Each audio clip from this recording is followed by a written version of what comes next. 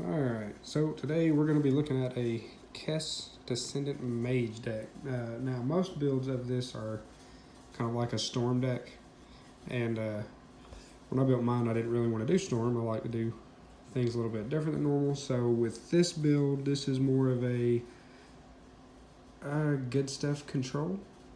I mean, we're comboing off with infinite turns to win, and we'll go over that here in a minute, but for the most part, we're just playing a bunch of good stuff. So what she does is she lets you, during your turn, it's important, during your turn only, you can cast an instant or sorcery from a graveyard. If you do, you exile it instead of putting it in a graveyard. So, what kind of stuff are we wanting to cast? Well, we're not casting, unless someone wants to cast something in our turn, is counterspells. So let's go ahead and look at them, because most of the time they're a one-time use.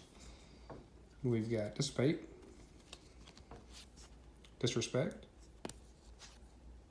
Undermine, Hinder, good old Cryptic, Foil. I really want to get a foil. I think that'd be nice to have a foil. Pact of Negation, and a Force of Will. Yeah. And our Mana Rocks. Felwar Stone, Dark Steel Ingot, Seer's Lantern, Commander Sphere, and a Soul Ring.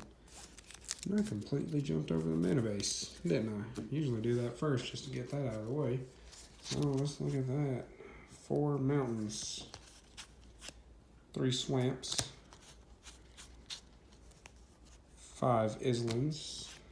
Is it Guildgate?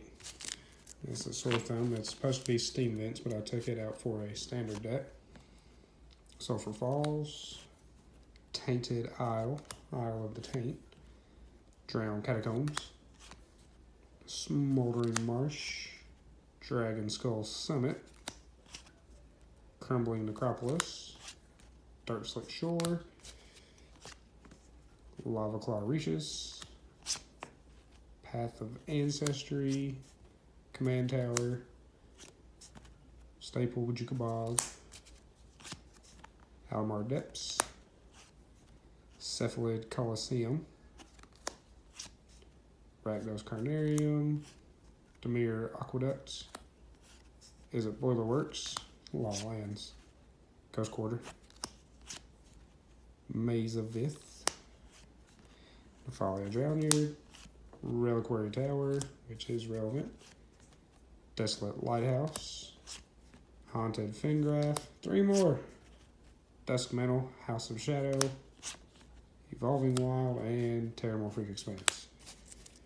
Goodness, that's a lot of lands. Alright, what next? So we got those out of the way. Let's go ahead and look at the Planeswalkers. Running a Soren Markov. Best thing he's for is -3. Originally, he wasn't in here, but I took infinite turns against someone with infinite life, and I had no way to actually kill them because they had infinite life. So, Soren, -3, you're at 10. And Obnixilis reignited. The God Pharaoh. The Gold Bolas Planeswalker. Liliana Vess. Mainly a Vampiric Tutor on a stick, -2, tutor up anything, and a Lily of the Last Hope. Got a little bit of unorthodox control and Cruel Ultimatum. Vendilion Click, Venser, Shaper Savant, Hostage Taker, Dream Stealer, Dragon Lord Silumgar, and Head Games. And I think one of the most beautiful feelings in the world with this deck is when you head games the first person and your next turn comes around and you've got Kess in play, and then you have 2 other people trying to offer you friendship to not head games them. Because EDH, everyone knows, if you head game someone, They put 5 cards back. You're searching their deck for 5 lands and giving them 5 lands. It's just saying. That's what happens most of the time. We've got Kaho Minamo Historian. Well, that's a name. Disciple of the Ring. It has many options. I like options. We've got spot removal, which Profane Command is not only spot removal, it has options, and options is good, especially if you're playing control. Same with Grixis Charm. It has options. Granted, the creature you control +2/+0 until end of turn is probably not an option we're going to choose often. Go for the throat. Cut 2 ribbons, because that is a win condition. Slaughter Pack. And Dreadbore. We have Cyclonic Rift, which I probably should have said, but this is our mass removal. Lice Finale. And Damnation. We're playing these 3 big fatties just because they're good stuff. Grave Titan, Inferno Titan, and Frost Titan. So generally,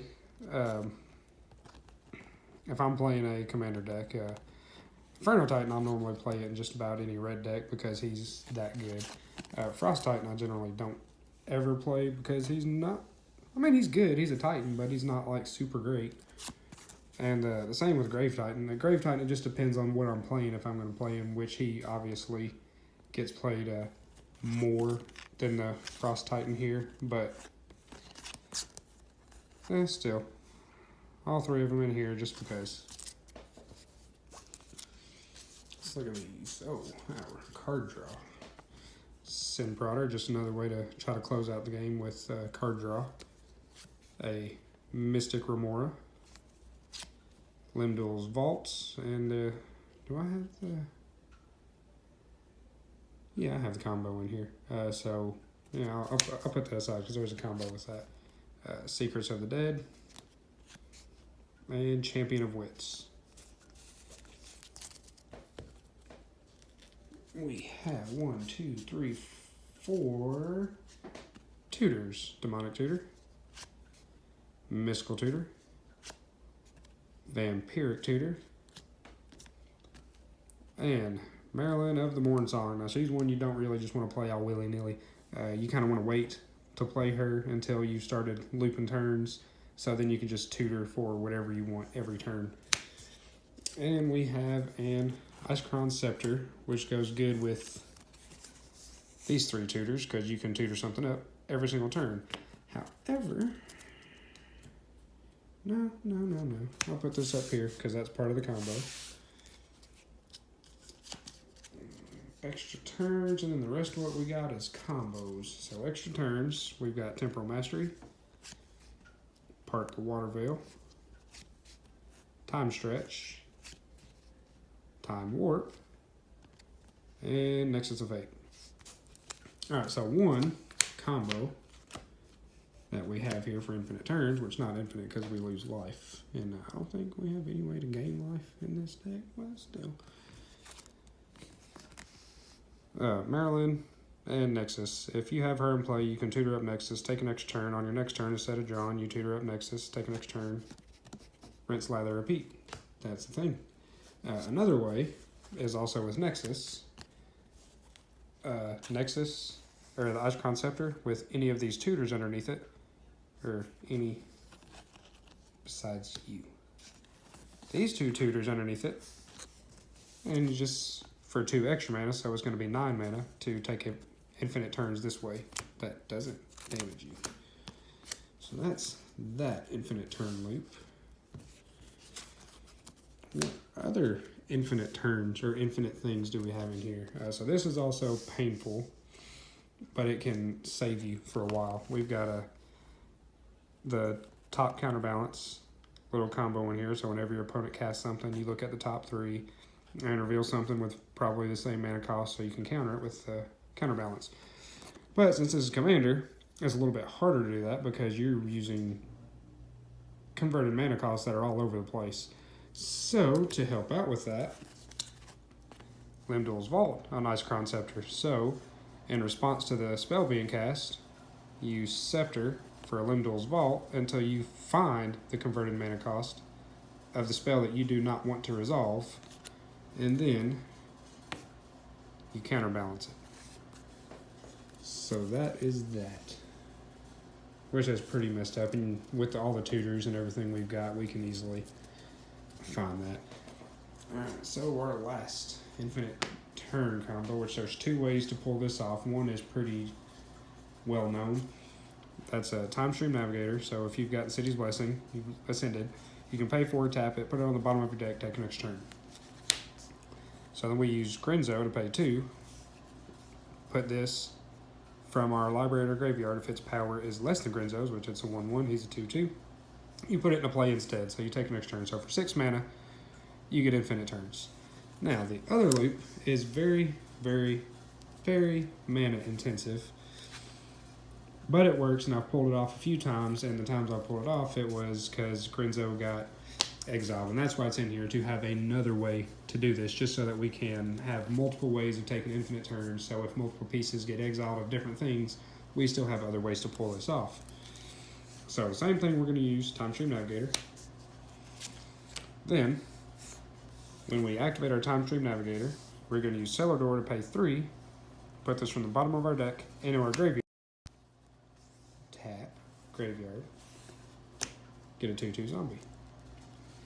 Then, we're going to use Evangel Lich, pay 1, cast this from the graveyard.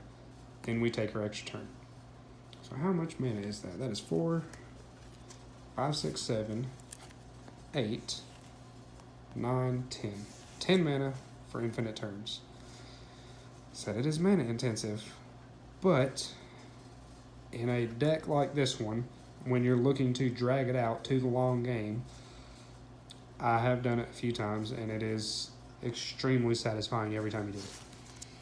First time I did it, actually, was the game that I mentioned earlier, where guy gained infinite life on me, and this was the infinite turn loop that I got, and could not beat him. So, that is Kess. Hope you enjoyed this deck. Like, comment, subscribe, and I'll talk to you next time.